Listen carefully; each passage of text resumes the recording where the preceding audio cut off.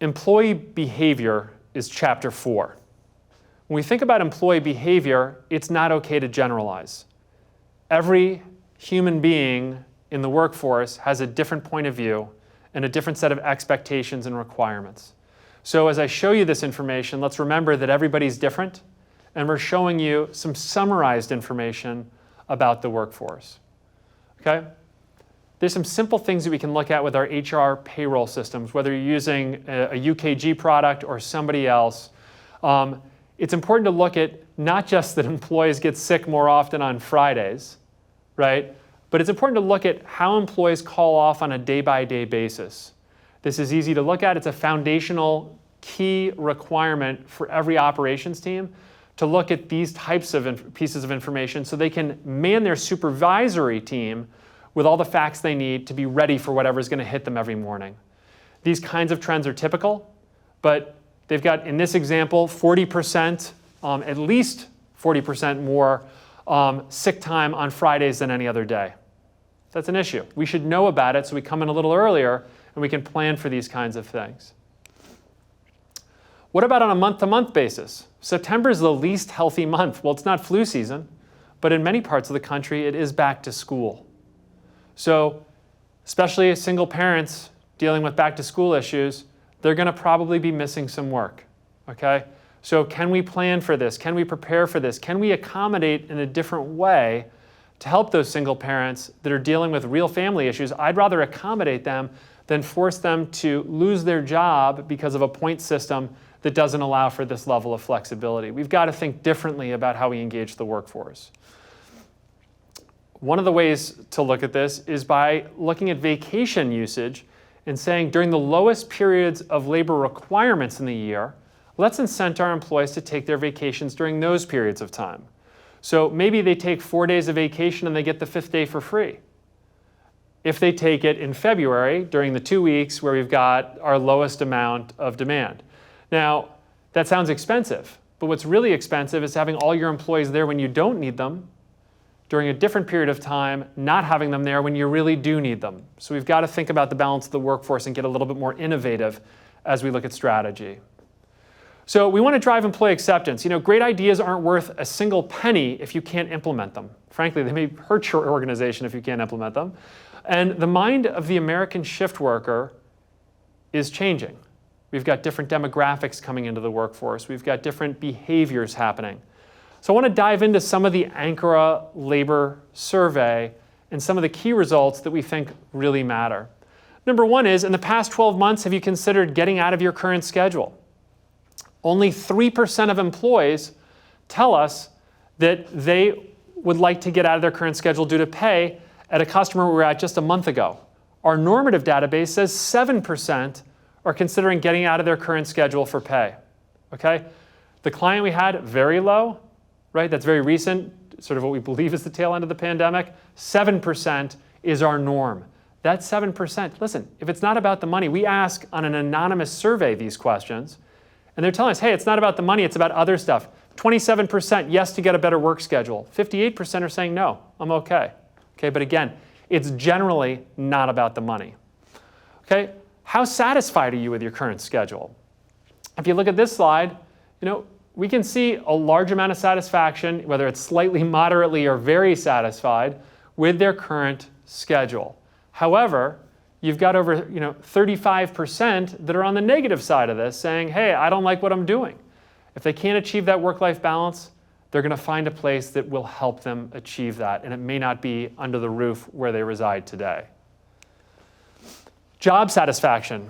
You know, this is an interesting one. This is just for hourly employees. You know, as a community in the United States, we often malign hourly workers. We say, these are terrible jobs. My children should never work these jobs. Well, it turns out job satisfaction in the hourly environment is very high.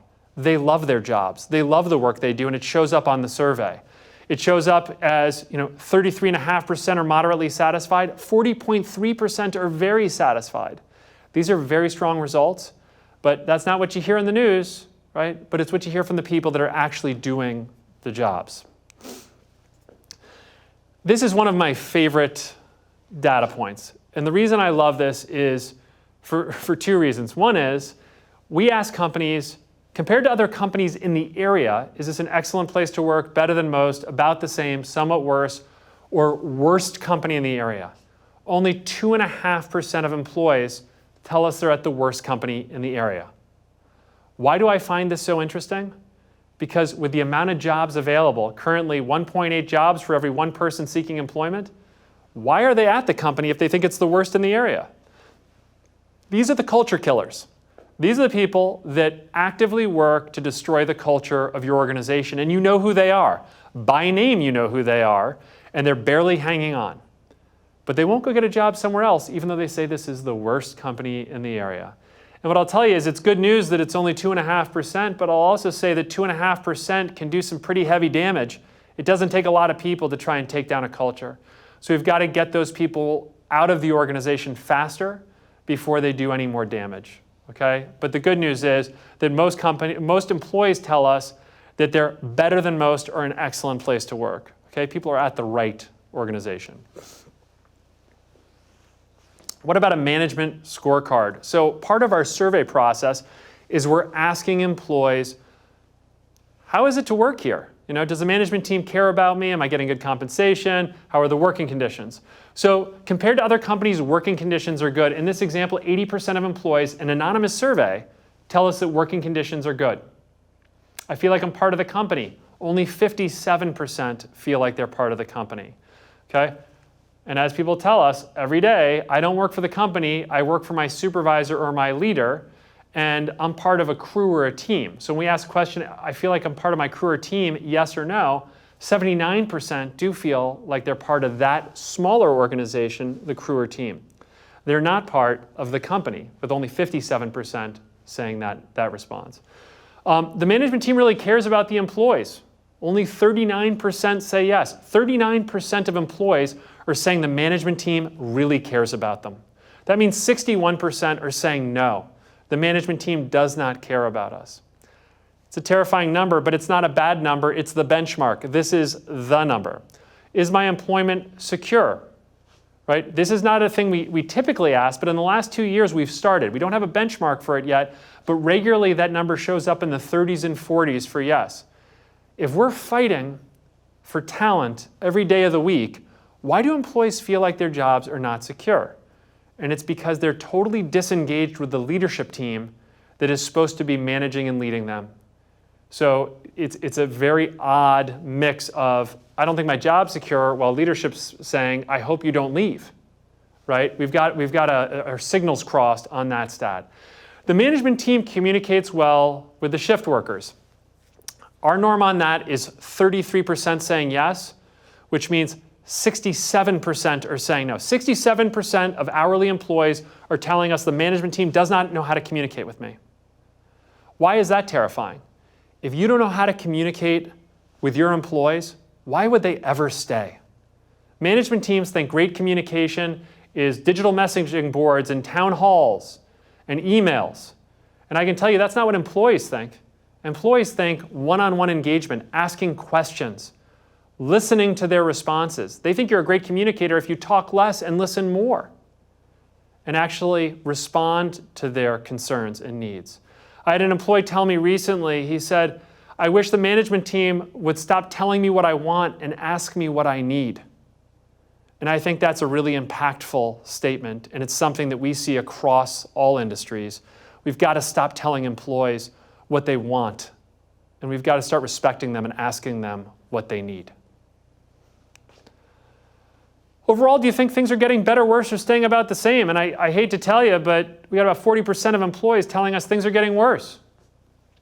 Getting better, about 20%, and about 40% saying it's about the same. So the majority of employees are saying things are about the same or getting worse. We've got to change these numbers, okay? This is what employees are telling us today. I can't stress enough that the data on this slide will directly impact your ability to keep people. When you look at the questions yes or no, do I get enough time off? Is it quality time off? Does it fit into my family and social life? Is it flexible? Is it predictable? And do I even get effective training? Employees in an hourly environment are overwhelmingly responding with negative feedback. About 50% of them, as you look across all of these things except for training, which by the way, 60% of them say they get effective training, which is still a pretty terrifying number considering the jobs that these people do. But about 50% of them are saying, yes, I get enough time off. Yes, it's quality time off. It fits into my family and social life, and it's flexible, and it's predictable. You know what that means? About half of them are saying it's not enough. It doesn't fit in. It's not predictable. It's not quality. We're losing about half the workforce on these engagement scores, which directly correlate to their willingness to stay and work inside of your organization. These are directly correlated to retention, and we are failing on every single one of them. It's something we've got to pay much more attention to, and we've got an opportunity to do so.